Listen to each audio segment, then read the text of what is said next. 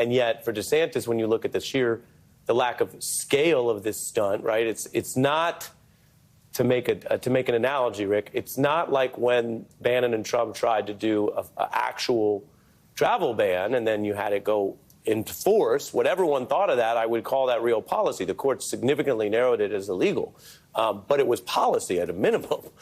This isn't at a scale, factually, of doing anything about what conservatives might call excess or excessive immigration, what they would view as a how do you tamp that down? There is a valid, as I mentioned, way to do that. So does that factual limitation matter, or is this fundamentally, as you said, is this more just content?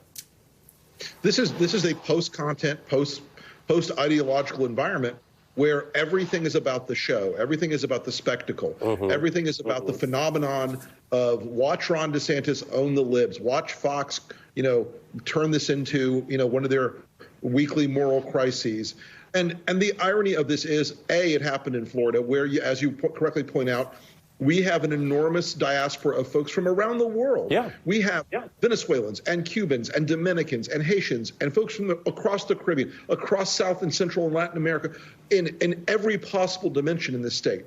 And the irony of this is that the folks who are fleeing from Venezuela, these were legal asylum seekers, and they are being treated in this abusive and horrifying way, even though they're coming here fleeing an abusive, authoritarian, socialist dictatorship, which for normal Republicans in Florida, those are the trigger words that send them out of their minds, and they lose their bearings instantaneously. And so it really is a deep irony. But I will say there's one other irony right now, is the state spent $12 million so far on this program. He will continue to do it to get more headlines. And they spent weeks and weeks and weeks planning and plotting and scheming for this in the middle of hurricane season. And now we have a Cat 2, Cat 3 bearing down on Sarasota and Southwest Florida.